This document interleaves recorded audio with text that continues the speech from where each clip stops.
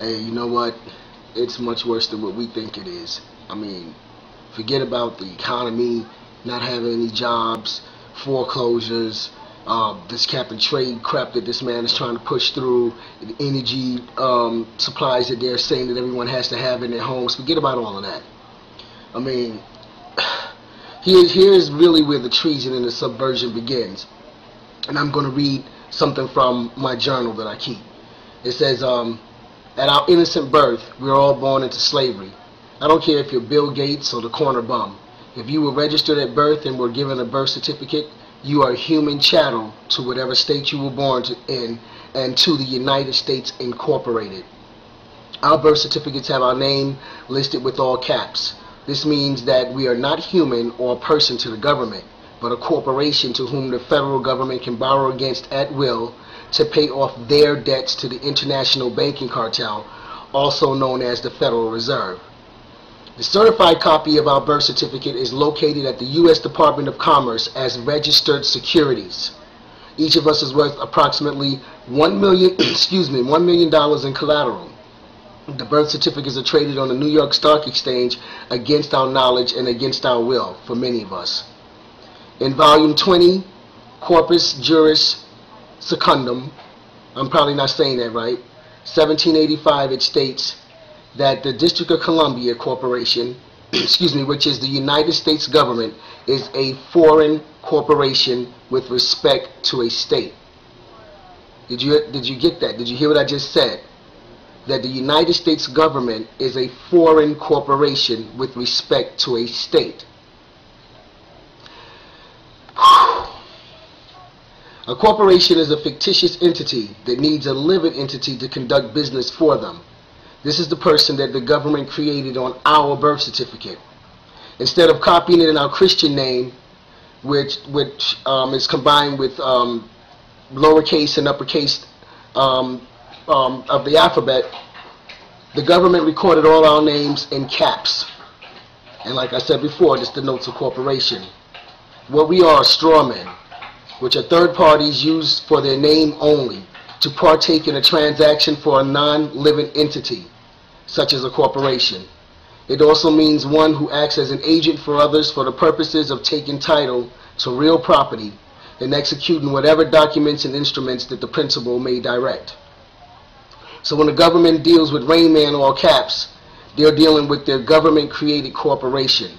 And Rain Man, the human, acts on behalf of Rain Man, the corporation, every time I sign Rain Man's name to an official document. We're not de jure free men and women who thought that they were living in the United States of America, the land of the free and home of the brave, because our states signed us over to the United States Corporation, or the United States Incorporated. They signed us over to their debts as indentured corporations who are working to pay off their state's debts, the United States Incorporation debts, so that, you know, this money is going back into the pockets of the Federal Reserve.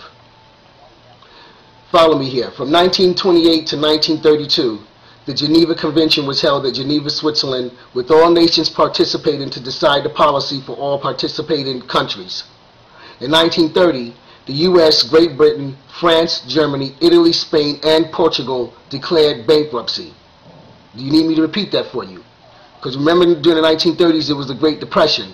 Nobody knew how they were going to get out of this depression. So the international bankers who were holding all the money said, listen, if you sign your countries over to me, then we'll give you the money to get out of the Great Depression. But the only thing is that, you know, you're going to have to get some way, you're going to have to pay us back our money. And this is going to be, it's like a perpetual thing, you know. It's like we probably have paid them back 1,000,000 times over, but because they were able to take advantage of us, they've allowed this to continue. So the Roosevelt, who was the demon president at the time, he had to find a way to incorporate the bankruptcy so that the corporation, the United States Incorporated, the government, would have a legal case on the books to employ, acknowledge, and to defend the bankruptcy. Roosevelt immediately instituted the banking holiday and began to pull gold coins out of circulation. He ordered all Americans to turn in their gold, which of course was unlawful and unconstitutional. He also set up a corrupt Supreme Court to give him the bankruptcy case, Erie R.R. versus Tompkins. At that time, the American Law Institute and the National Conference of Commissions on Uniform State Laws started shaping the Uniform Commercial Code, which is the law merchants code for the administration of the bankruptcy. There were 48 states who acknowledged the full faith credit of their states, including the citizens who were used as collateral for loans of credit from the Federal Reserve System. The United States Constitution, Article 4, Section 1 states that foreign judgment should be imparted faith and credit as it had by law uses of states of its origin. That's the 48 states that decided to go in with the bankruptcy. That foreign statutes, the United States Incorporated, should be followed in whatever state they had claim, which again was in all 48 states. So in essence, the foreign federal government, a business operating in the District of Columbia, has the legal rights to assume control of all assets belonging to American citizens, which is their persons and their belongings, which was started by our parents registering for our birth certificate. Now, supposedly every lawyer has to take a secret oath to support this bankruptcy. How do they accomplish this? They promise never to reveal who the true creditor party is in the bankruptcy procedures.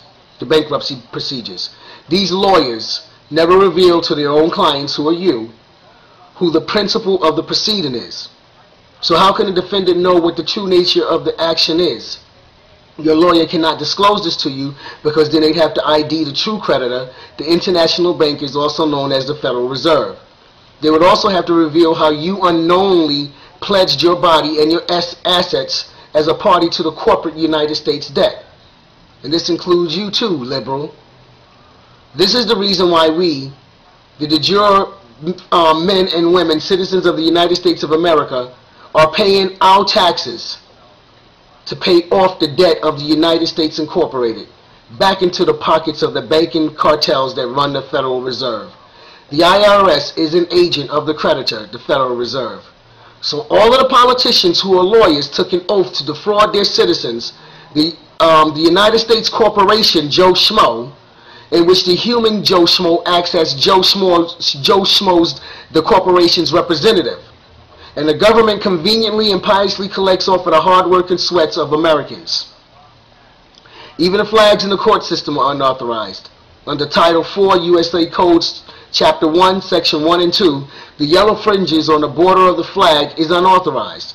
And Section 3 states to do so is a mutilation. Now the yellow fringes represents no nation and no constitution. And we find these flags in all of our courts throughout the nation. I've left all of the links for you guys. Listen, I've been up for days after discovering this. Very upset, very angry. Please just make sure that this video, or at least the links, get passed around to everybody that you know.